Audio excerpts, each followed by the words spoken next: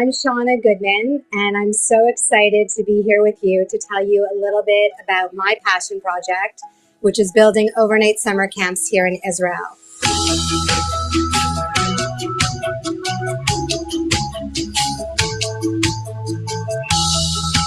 אנחנו בפורום סאמר קמפס ישראל מקדמים את מחנות הקיץ כדי שכל נער ונערה יוכל למצוא את המחנה ואת המקום שמתאים להם. מחנה ספורט ומחנה ימי, מחנה של התנדבות ומחנה של טיולים. יש מקום לכולם.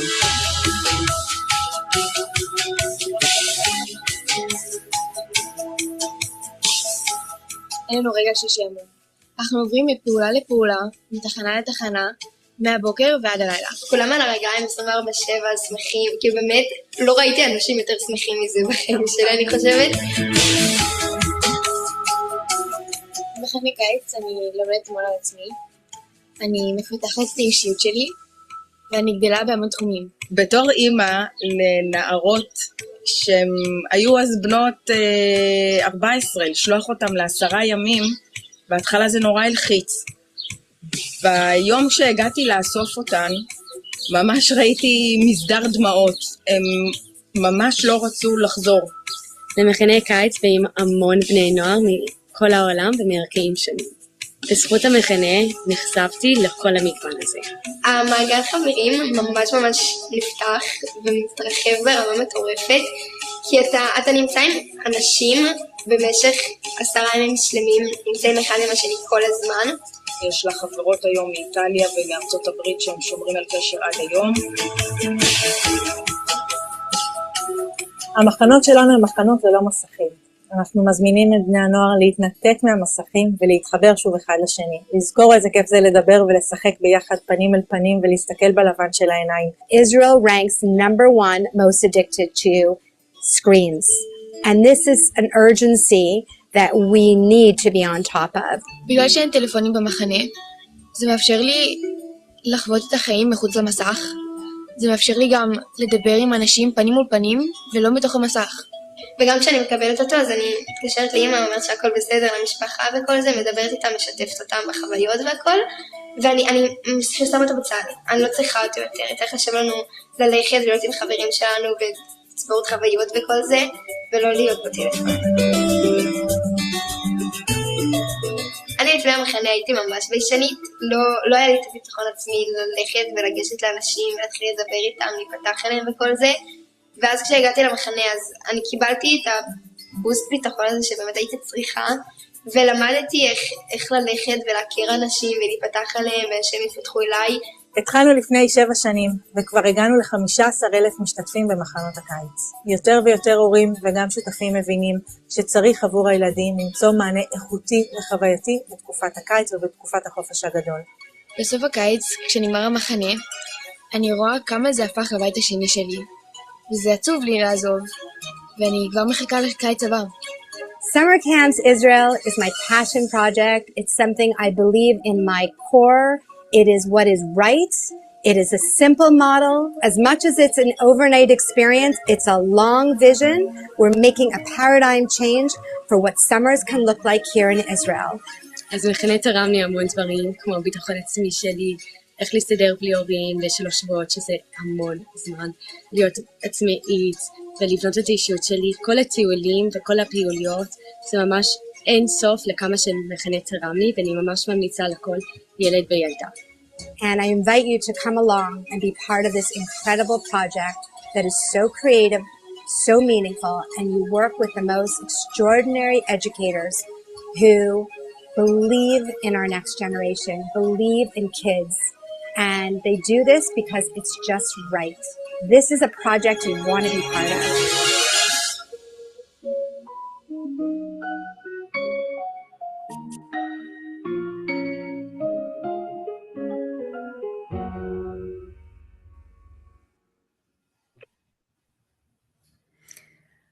Shall we try that again?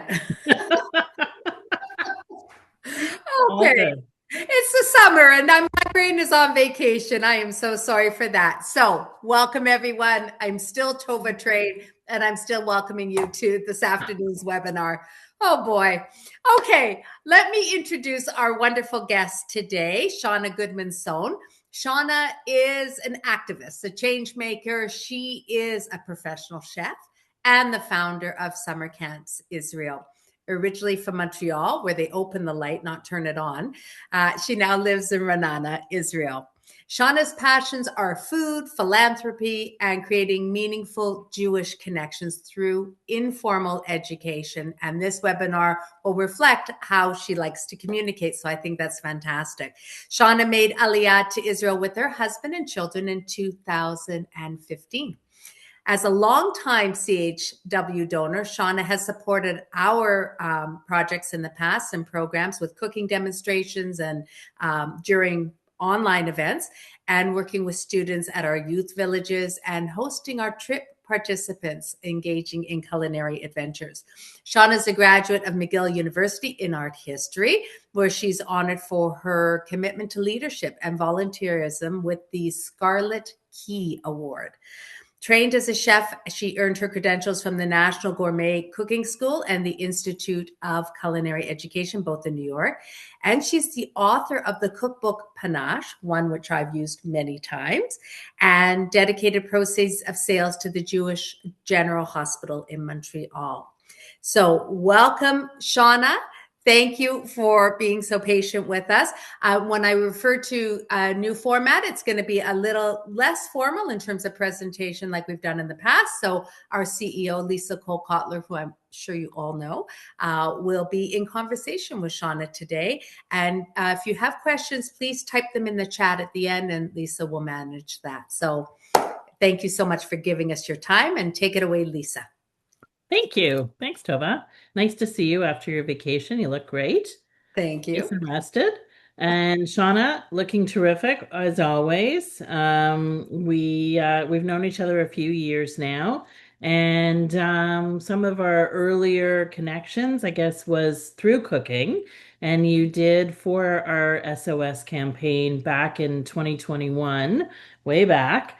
Way back when, yeah. Way back when, a cooking demo at Hadassah, if you remember, which was wonderful. So you've been supporting this campaign both, with your time and also philanthropically. You've been a longstanding supporter of the campaign and really believe in what we're doing to empower at-risk women and children through trying to treat their trauma, as well as help break the cycle of violence. So thank you for all your support. It's my pleasure, Lisa, but I have to just add one thing, because this goes back way. Hadassah became a household name for me as a little girl, going to the Montreal Bonaventure Hotel, where they used to have an annual bazaar. And Sarah Hutman and Susie Belinsky would make falafel. They would fry falafel there, and I think that was my first time eating falafel. And I used to go with my mother's friend of blessed memory, Sylvia Schneiderman. She also had a chapter, and we would sell underwear. And I think it's, to this day, I love shooks, I love markets, I love bazaars, because the warm feeling of participation, that everybody could do something and sell, which I love to do, was brought to me. And that was my first Hadassah experience. So I would go back every year, and Sarah and Susie would fry their falafel.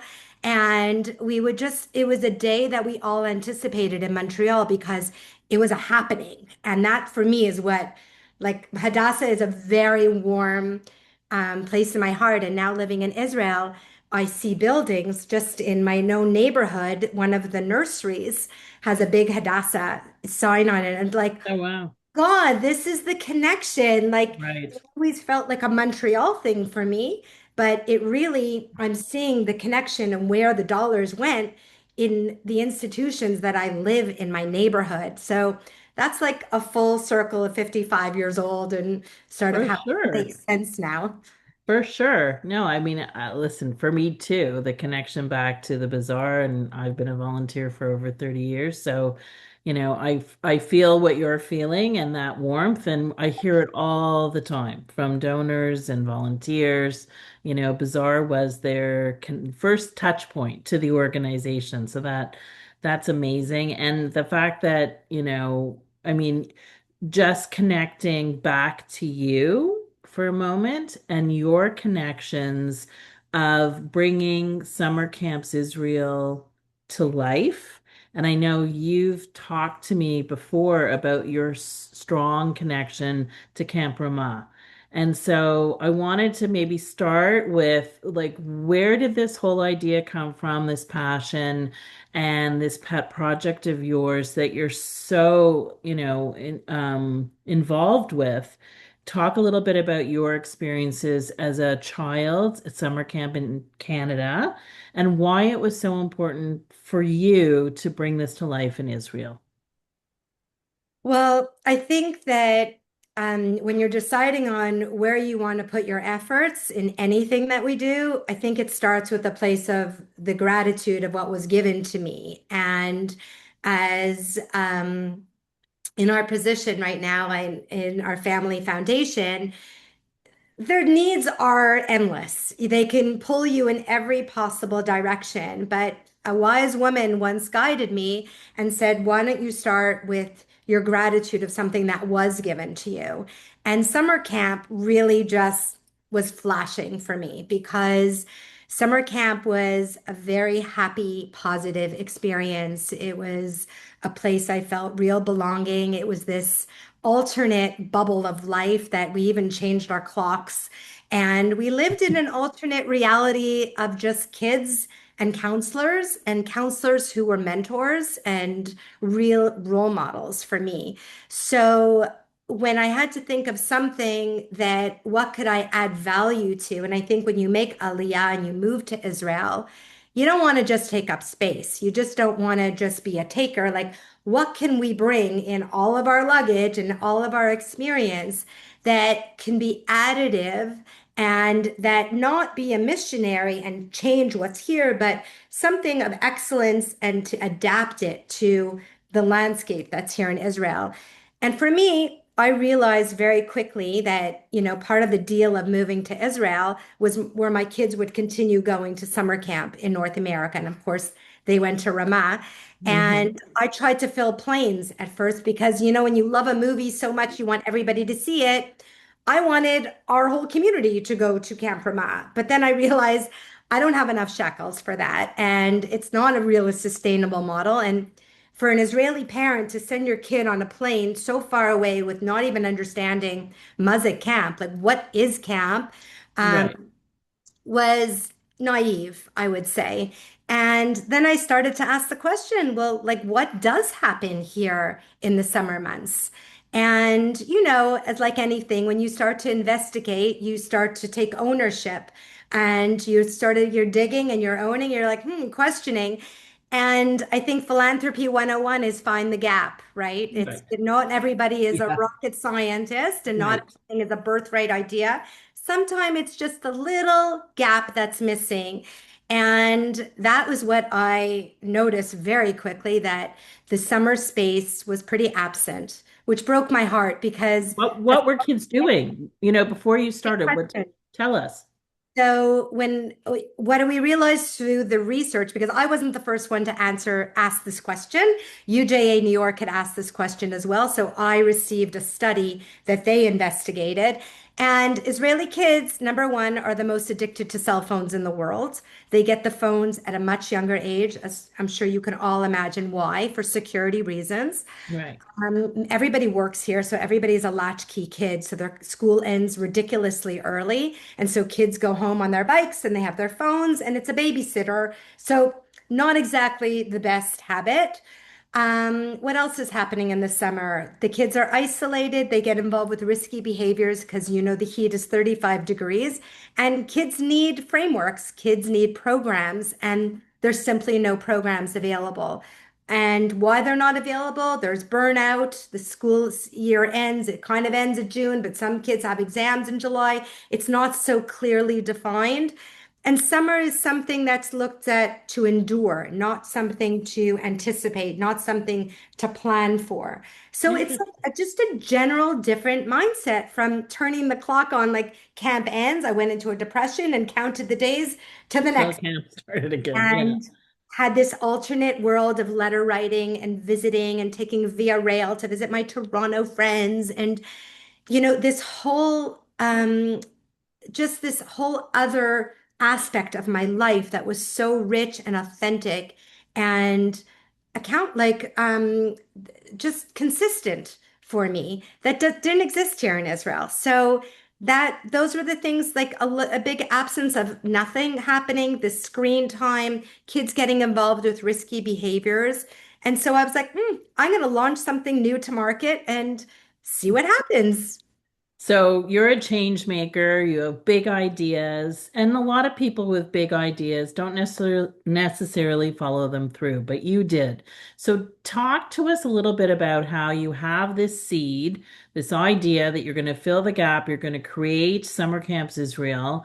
What were the steps? Like you couldn't have started with, 60 camps. Like how did you go from zero to slowly building to where you're at now? Can you give us a little bit of what that experience was like? Sure.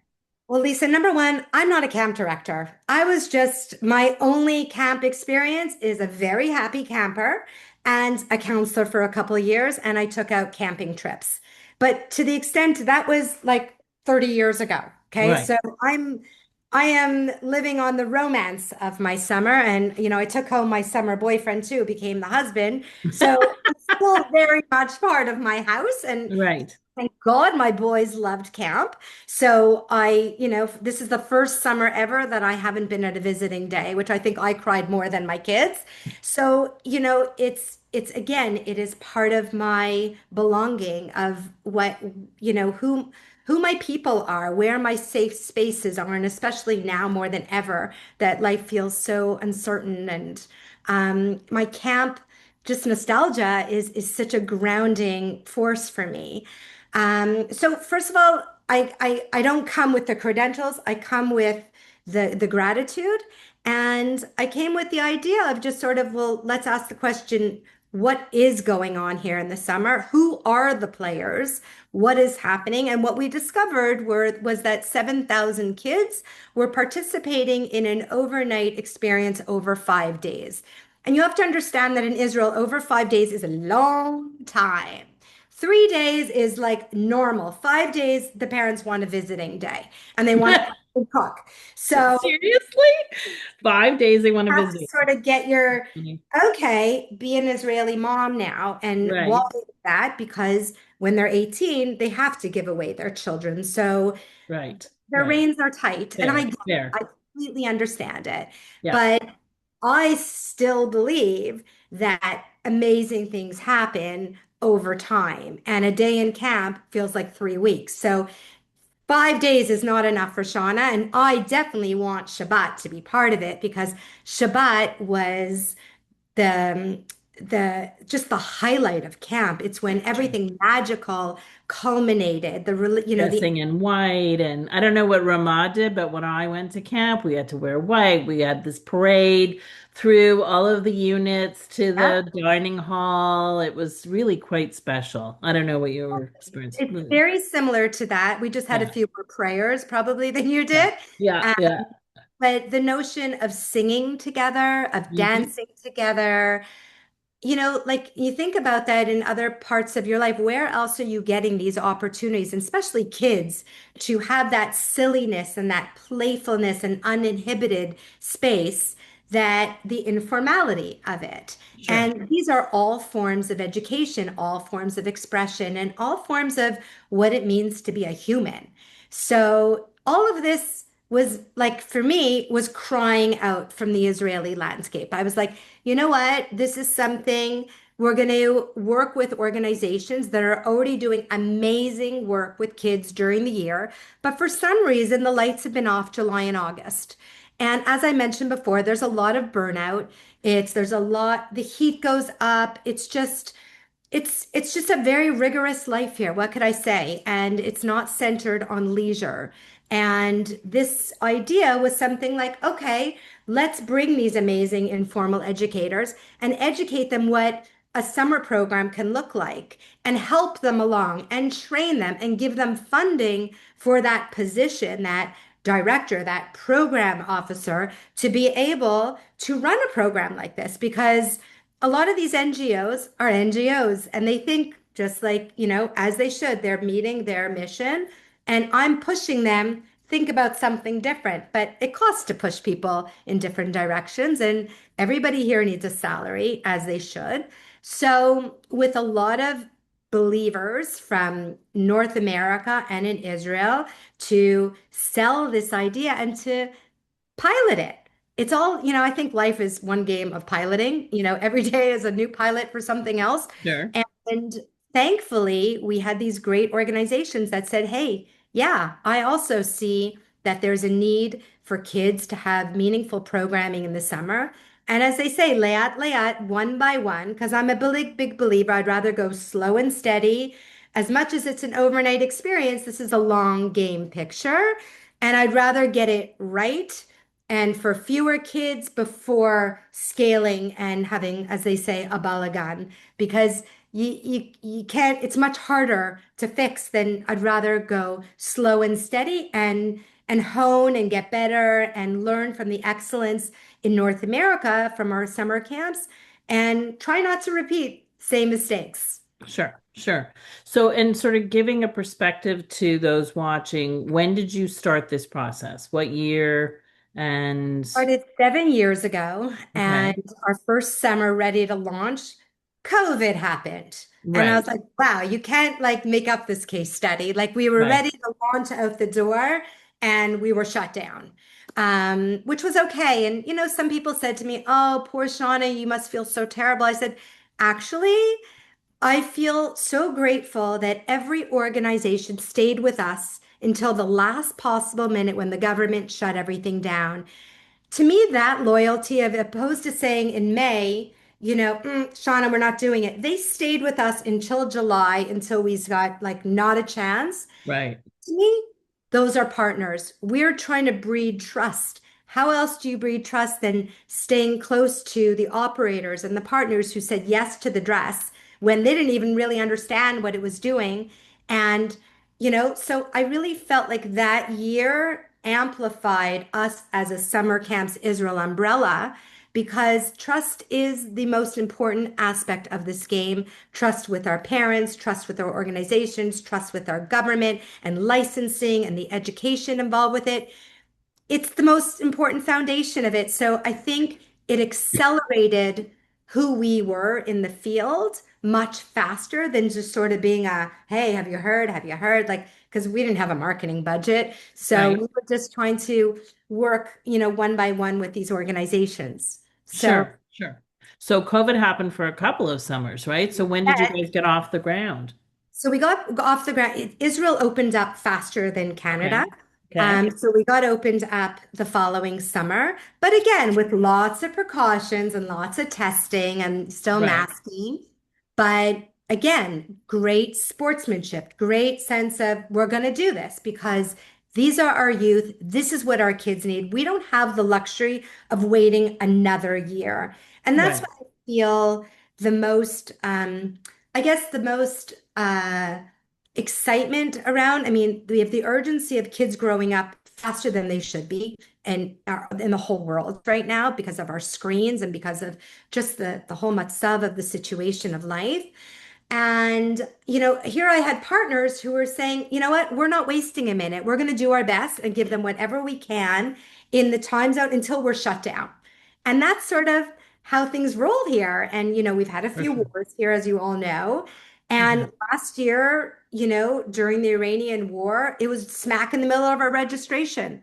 And I was like, oh boy, okay, here we go again. But ceasefire was over. We lost one day of camp and then camp opened. I was like, wow. In Israel, like, because the need is so great, these educators are all in. And that's what makes me emotional. That's what makes me feel I'm in this with great people. We're all hands on deck. And it really does take a village because, again, I am not the operator. I am just the nudnik pushing them all to play nice. I'm, as they call A it, nudnik, you're not, I'm Shawna. a nudnik. You know now. I'm a real No, nudnik. no, Yes. no. But I'm also the matchmaker. I love matchmaking Right, and love putting good people together because none of us can do this work alone. And I think, Lisa, you're also in this position where you can see a bigger picture. When you're just your little guy, going along doing your NGO, that's all, you got to just keep your head above water and fulfill your mission. But, being with people like yourself that can actually see a bigger picture and that we can't do this alone and we're better together and let's right, strategically put our resources together. Wow. That's when right. magic happens. And Oh, that's for when sure. scale happens. And that's what this story is about. This story for me Yeah. is my Canadian Israeli identity, it's strength to strength. And that, I think philanthropy is different today. It's not just a pushki box and send the box over and hope for the best. No, of course not. To people and the fact that you have Sharon here who's so dynamic and wants to be on the site visits and seeing things like understanding where every shekel is going and questioning it and how can we make it better. I think that's exciting. 100%. So talk to me a little bit about, okay, so you started, partway into COVID. What age groups have you changed we're going to get to the good stuff in a minute, but I'm laying the foundation. So what age groups, how many campers? And Okay. then I want to talk a little bit, October 7th happened. Yeah. So summer of 2023, everything, thank God, was okay. And then the whole world exploded. And so what did summer of 2024 look like? So take me up to summer of 2024. Okay, well, first of all, the camps are between the ages of 11 and 17 because Okay. that's research identified the kids age out of day camps. They call them kaitanot. Israelis are very good at day camps, but there's a certain age, 11-year-old kid doesn't want to go to a kaitanot. They don't want to go to a Right. day camp anymore. Right. We need something different. So this was the sweet spot that we identified as an entry point. And And are there cabins for them to stay in? Or like where do we they tents? don't What do look they do? like they don't look like Camp Ramah or B'nai B'rith. They don't have Okay. a sweet theme. They don't. We repurpose everything. So I'm a big upcycler at heart. So we've identified the beds across the country that take place in youth villages, like the youth village I did Right. the cooking class with, because Right. you need a space that has a dining hall and has an Right. infirmary, has a yard, has air Facilities. Yeah. conditioning units, air Right. conditioning is not something you see in Utterson, Ontario, but in Sure. Israel, you cannot put a kid in a room without an air conditioner. Mm. You can't put kids outside from 2 to 5 outside to play soccer because they'll melt. So Right. you always have to look for indoor water activities, things like that. So the ages are between 11 and 17, and our staff is all after Army. And Okay. that's very important because it's not like CITs, ideas and volunteers. Nobody is doing that. All the Okay. staff is after the Army, which could be between 21, 22, 23, like onwards. So that's an important differentiation. But also what's important is the camp is not just about the camper experience, it's about the counselor experience as well. And this is what we see in North America as well. We've always been focused on the campers, but it's just as much for the counselors as it is for the campers because the counselors are also incredibly fragile, also have gone through all of these terrible uncertainties and lack of social opportunities, lack of learning social skills, no, completely addicted to their phones. Right. So we're also dealing with that in tandem. Um, October 7th. So I was just in the summer space, like raising money for summer space because July and August was empty. After October 7th, we were called upon by various municipalities to offer these winter boost camps. And winter boost camps were 3 days, 2 nights. And remember, the kids from many of like the South and the North were evacuated and they were put in all these random hotels. So your Right. class from Sderot could have had some kids in the Dead Sea, some in Ra'anana, and some in Nahariya. So your whole social sphere has been fractured. You have no control. Nobody's going to visit anybody because Right. like a really terrible situation. Sure. Sure. And they've lost their friend group. They're living all as a family in a one bedroom hotel room. Parents are beside themselves. They don't know. The kids are hanging out on the streets. They're getting kids who were strong became at risk. And it was, I don't want to use bad words, it was it show. It was really a Right. disaster. Right. And so one of the remedies was let's bring those kids and bring the classroom together in a winter boost camp. Let's bring them to Neve Hadassah. Let them stay in the youth village for 3 days and let them just be. Let them be off their phones. Let them get them out of the hotel and let them be reunited with their friends. If I tell you, we didn't have to do programming for the first day because they just couldn't stop hugging each other. Oh, Just wow. notion of a reunion and that, we saw this in COVID, the social bonds and how vital they were to our mental health. These Mm-hmm. kids, social bonds are really Sure. real and we just needed to provide that space like a garden, like you just good soil and watering and food and just let them be because they needed the space just to be. And then we Right. did programming and a lot of talking and circle time, and Israelis are really good at the guitar and the circle time Right. Right. formality and the hair and the thing, Yeah, yeah, yeah. and the whole ruach. And that's, we were called upon, and that was so fascinating for me because here the model of the informal, immersive experience was getting recognition. And it wasn't for as long as Shawna wanted, but the recognition that it's okay to separate from your kids. It's okay to get off the phones and it's okay to be in another space. If some of them were just an hour even away from the hotel, but psychologically they were, in Canada. Okay, so October 7th happens, everybody's traumatized, and then the war just keeps going Going. and going and going and going. So now you look at this situation and you say, we have traumatized kids. And so talk to me about that pilot project that you did last summer in 2025. Can you talk a little bit about that?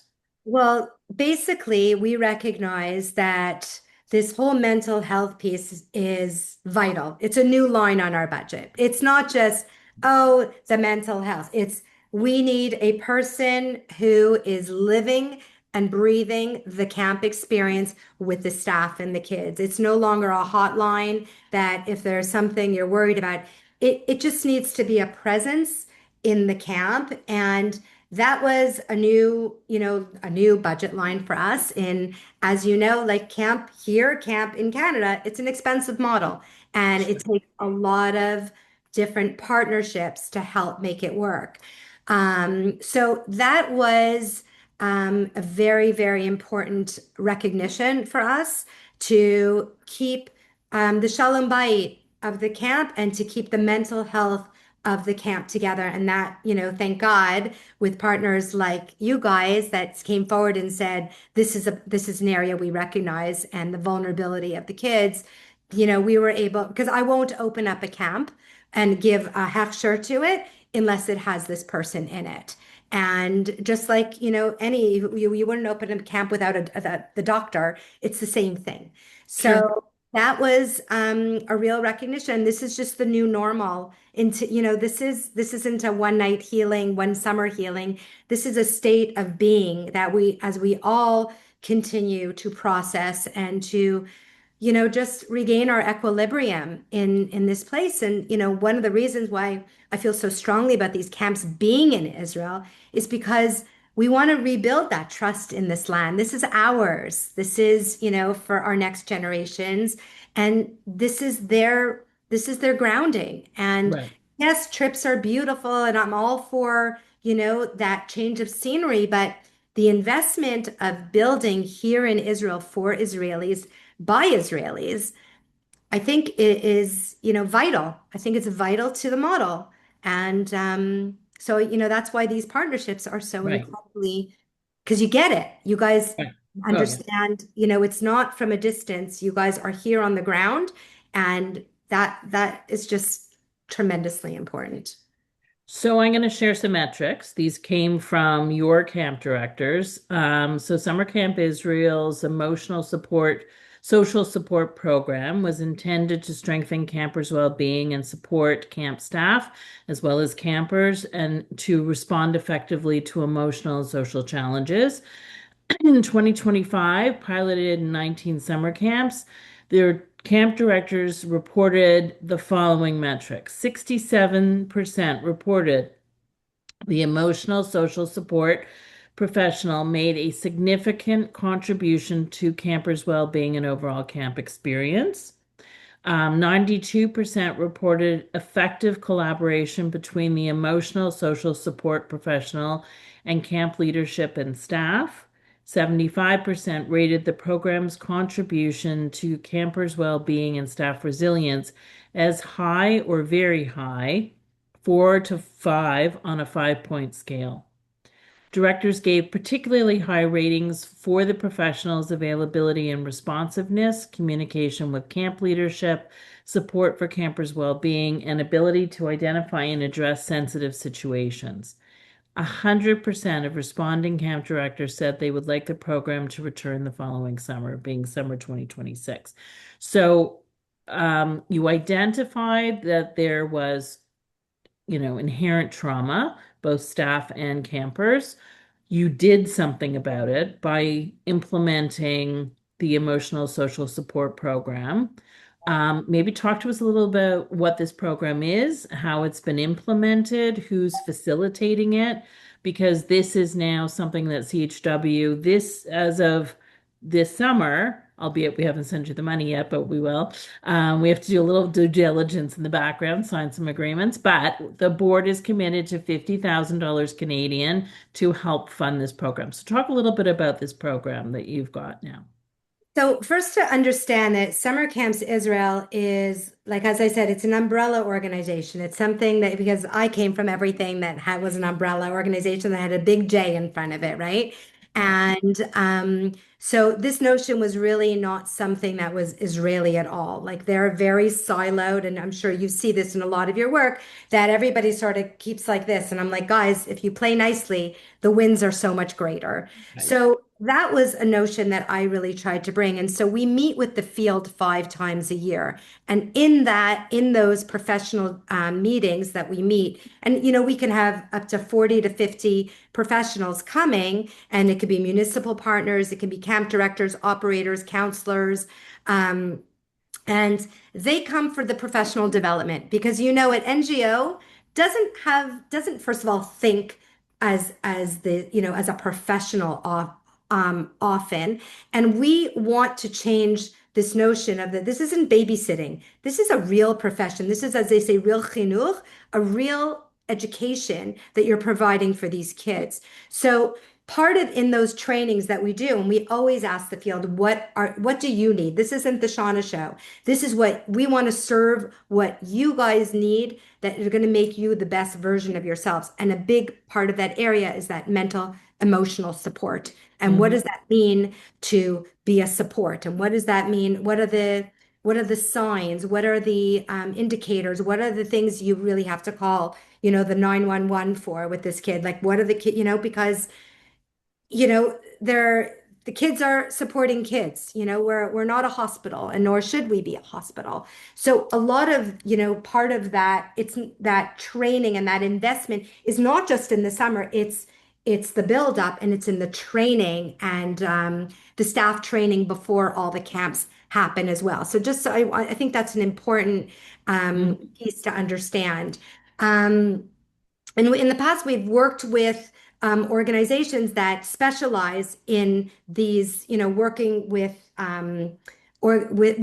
staff about all of these indicators and how to deal with them and how to just navigate and to keep your ears and eyes open. That it's not rocket science. It's just, you gotta be alert. And remember, these kids are out of their normal venue. For many of them, one anthropologist told us, he goes, because I wanted to take away the phones entirely, and they're like, Shawna, you have to understand that the phone, is what gives the kids angst, but it's also what gives them comfort. And we've taken away that comfort too. Sure, So, sure. it's the talk therapy, it's the counselors being equipped to be able to, and they themselves may have been traumatized. So it's a lot of just modeling and working through and being alert. And that's really the idea of this, because your general counselor, like, it's not the same ratio as the ratio in North America. Sure. It's a much, like one counselor to 12 kids. Like, I can't give you the exact numbers here, but it's not the same hand holding. So having this person in the camp, being those eyes and ears and being that receptacle for all of the information that there is, and holding it for all the counselors is huge for them. So I hope that answers what this role is. It's a proper role. This person is working. He is on full time for the Right, center. but just in a typical day, that professional isn't doing one-on-one counseling sessions, right? Like, Sometimes it could what would be. a typical day look like for this professional? Well, a typical day, like, again, I'm not in the camp directly, so there's no typical day. A day Right. is, Fair. I think that it's sort of how the CHWSOS deliver social support in the North. I see in Ramah, the North American camps as well. They're present, and there's opportunities to work with kids one-on-one. There's opportunities to work with staff one-on-one. There's opportunities to do training. Listen, there's a bunk issue that's happening right now that we have to work with. Like, it's nonstop because it's Right. interrelations, and these kids are not equipped. These kids don't even have the natural skills that, we've just take so for granted. Like, we're Right. doing a lot of catch up, and that is one of the most shocking revelations of all this, is just the whole communication of learning how to just learning how to share and learning how to be and learning how to communicate. It's all part of setting that avira, that environment, that it's open, that you're not in this alone. And that's where the gain of the belonging. I've never felt so good. I've laughed so hard. The testimonials that we get back from the parents Right. make you cry. Like, my kid is smiling again. My kid has friends. My kid wasn't sure if he was going to be able to be by himself without his phone. Like, and the kids you saw in the video, like, they're happy to give up their phones as long Right. as you replace it with something that's meaningful and authentic. Kids are very smart. They Right. see right through the BS. And Right. I will only offer, and that's why programs and structure and a schedule are so vital for these. Right. I mean, Right. you see this in homes Well, all over. it creates predictability, right? Exactly. Because so much, I assume, again, I don't live there. I'm only making assumptions based on what I see, hear, read, I assume that there's such unpredictability of when a siren's going to go off. Am I going to be able to do X or Y safely before I have to run to a shelter? Like, that level of anxiety is always bubbling below the surface. So for these kids to, first of all, the fact that they leave their parents and go to an unfamiliar situation. Maybe some who have come back over the years, it's a little more familiar, but I'm sure for first-time campers, that's a huge, And step parents to face that. leave your parents, to leave that familiarity, to hand over your phone, which, as you said, is a comfort and an angst at the same time. And now you've put them in a situation, not you, but the camp environment puts them in a situation of predictability, which I would assume is comforting, is helping to lower that level of anxiety. And, kol hakavod. Like, I think that's an amazing accomplishment to be able to It's offer that. It's a For challenge. me, It takes, I mean, just to understand the complexity, it takes 5 days for a child to detox from their phone. So when you talk about a program, like, we get a lot of requests, I want to run a program for 6 days. I'm like, I'm sorry. They've only stopped crying on day 3, you hope. right, And then they've only, like, stopped fidgeting from their phone on day 5. You're robbing them of the wow, the whole pay payback for this tough exercise that we push them to do. But they're euphoric. They're like, no one else has been able to offer that. No parent can offer it that. No organization, no school. They are never this untethered as they can be at camp. And that's what we, learn from the North American camps. And it's, I continue, like I'm on the board of the Foundation for Jewish Camp where I do my learning and Right. 25 years ahead of me. Kids are kids, whether you're here or you're there. Kids are struggling in North America with so many other different security issues that, we have different security issues. But, we all have to share in the gleanings and the learnings, and we have to give these kids these spaces to be kids and to be safe and to be nurtured and to be offline. And without compromising any privacy of any camper or family or anything, can you give us an example of a story of a kid who's now coming to camp and having, this emotional support on site has really made a tangible difference for them? Is there anyone that you can think of a story that you could tell us? I'm going up to visit a camp tomorrow, is what I can say. Like I don't receive any of like story. Like I'll only get it through anecdotes, through the research and the parents. I go up there and I just try to talk to as many kids as possible because I'm just in awe. I'm in awe of these kids because it's so scary what they did Sure. to all those reasons. But they're over. Like I just went to a camp last week and they were on day 5 and they were euphoric already. So, it's like an addictive kind of thing. It's infectious. So, just hearing these were kids from the north and these kids had all been evacuated and moved back to their places up north. And they were saying, I came with this friend, but now I'm best friends with this friend, these 2 friends, and we're going to get together and this. And like that warms my heart. Like it's not, I can't give you a sob story. I can give you a joyful story of what it means to have an opportunity to be put in a place that has been curated to blend and to, I'm a chef at heart, right? So I love putting good ingredients together and it's seeing that opportunity and seeing what can grow from this mixture of kids. And, one influences the other. And that to me is what it's about because there's not enough therapists in the world to treat the amount of trauma that has been experienced here. But what we can invest in is in the character of our people here. And Right. I can't overemphasize how incredible the people of Israel are and the generosity and the resilience they have with nothing but their capacity to give and to support. And if we can be doing that in this summer space and teaching them what it is to be a compassionate, empathic kid who will grow into a responsible, socially aware adult, I can't think of a better investment. And, it's tough. It's tough. It's one child is a universe. And Right. as I said, it's slow and steady. And I'm a big believer of drip, drip, drip. And as you can't hose these kids down with all these, ideas to change. It just has to be consistent.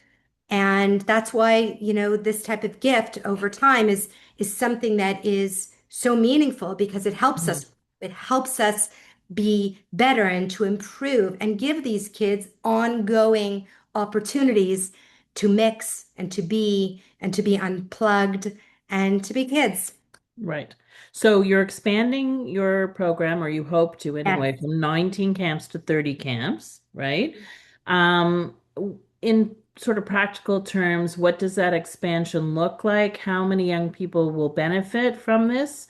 And, what is your future success, or looking back on summer of 2026, what does success look like to you? Well, first of all, like we talked a little bit offline, like how's camp? I'm like, we have normal days here. Normal Right. that it's my phone is not beeping. I'm not in my safe room. I'm in my basement of my house. Right. This is not my safe room. It's just another room in my house, which is, it feels like summertime. It feels like there's freedom of movement. So that in itself, I don't take for granted. And the fact that our camps are opening and they're finishing and kids are, as they say, heads in beds, and I can sleep at Love night, that. Heads in like, bed. That's right? good. So we're moving through our program, which I don't take for granted. As you said, like every year it seems like something else, and it's comical, as it's sad and comical at the same time. But Yeah. you can't test yourself better than going live here in Israel. So Right. that to me is already success. There's always some kids who don't succeed at camp, and that happens in all kids. It You can't happens in all camps. there's Exactly. no, I don't live in the perfect. I live in the, we're the good enough, we're doing and we're growing. Yes. And, my friend told her friend and who told her friend, and that's always the referral is great. Reaching the scale, there's a million kids doing nothing. So the fact that we aimed for 15,000 kids this summer, it sounds like a lot, but I just see those other kids who aren't. So my eyes are always bigger. We have a limited amount of beds in the country, so I can only work with what we have too. But trying to rethink the fact that our camps are 10 days in one location, we can run 6 camps over a summer period. Sure. Sure. It's not necessarily giving 7 weeks, it's giving these 10 days, but getting an operator to think, just run another. You already have your staff, you already have your costs, and the economies of scale, it all goes down. But it's thinking like that. So it's just, it's my goals. What success is, my success is that an Israeli mother will say, what do you want to do this summer? Oh, I want to go to camp. Yalla, let's go. That it's a part of the conversation of looking forward to summer, what summer could be, and that the relationships that can come out of it that are all year long because we share the same calendar. So whether it's a meetup during Sukkot or it's a Hanukkah camp or it's a Pesach, we're all on the same calendar here so the kids can get together. And Right. it's not like, North America where every kid is on a different schedule.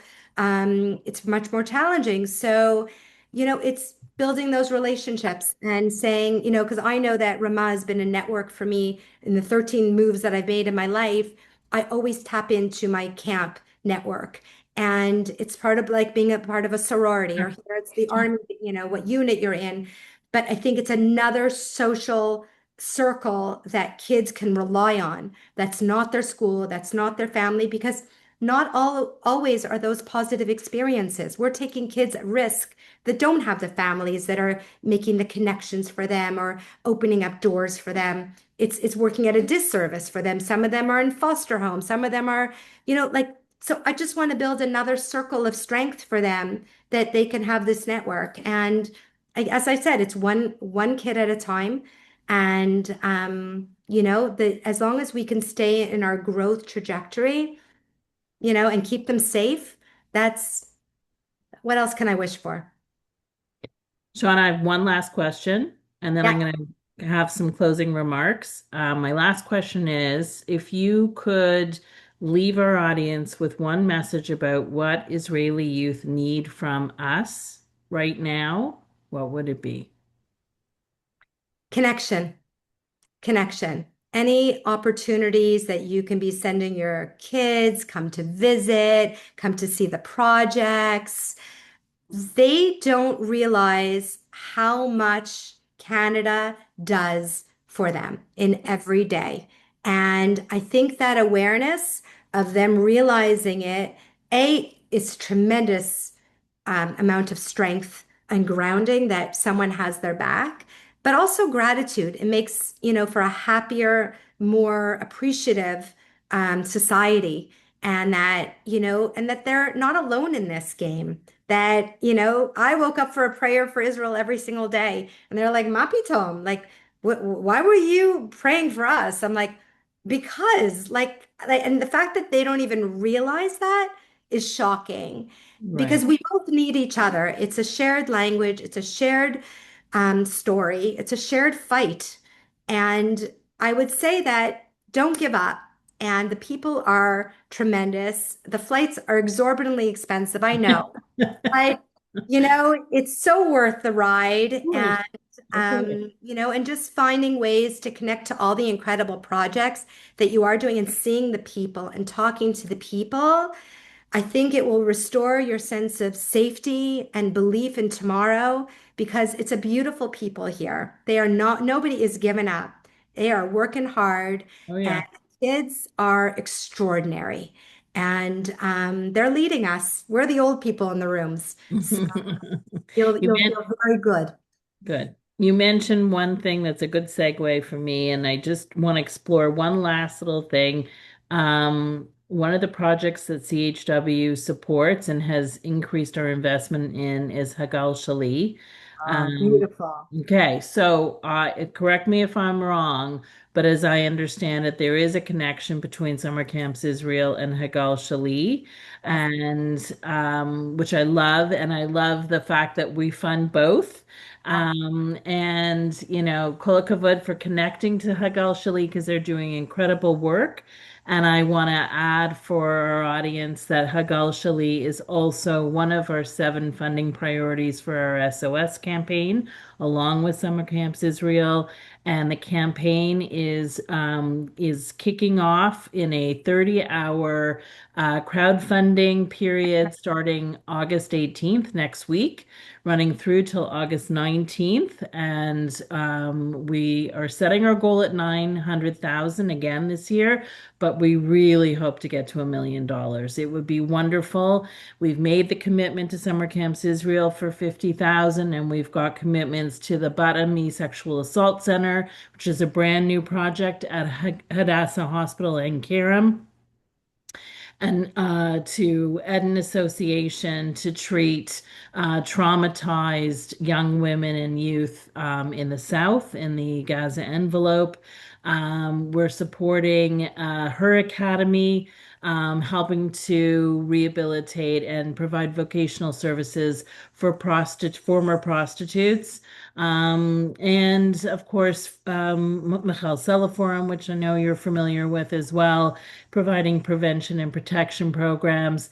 And here in Canada, Franny's Fund, which is helping at-risk women and families who are going through justice, who have left domestic violent relationships, need to start over. So it's an incredible campaign. It kicks off next week. We have amassed matching funds. There's still opportunities to be a matching donor. Of course, your foundation generously is supporting us as a matching donor. And that way, every dollar coming in online next week is quadrupled. So the power of matching is so important. And Shawna, I just want to thank you so much for all that you do. You're inspiring, your energy, your passion. You saw a gap, you filled the gap. You're a doer, you're a goer. I love talking to you. This has been wonderful, and I'm so glad that we were able to support an initiative that's so near and dear to your heart in such a meaningful way. So thank you for being here with us today and explaining this brand new project for our audience. Thank you so much. And if anybody is planning to come, I'm always happy to give a tour. Great. And I mean, this is the season now, but any other time that you want to learn more about it, or you just want a cup of coffee in Renana, you have a place to come to. So it's a pleasure. And really, I'm in awe. And I learned from you. I learned a lot about different projects that we have since invested in because of Yes. selection, because Thank you scrutinize, you do your research, and I learn from you. So continue to shed more light on different projects for us. And again, it's about the synergies. It's So the synergies together we're stronger. So thank you so much absolutely. for that. Thanks everybody for watching today. And don't forget, next week, make a donation to our S.O.S campaign. You can do that right on our website at chw.ca. Thanks everybody.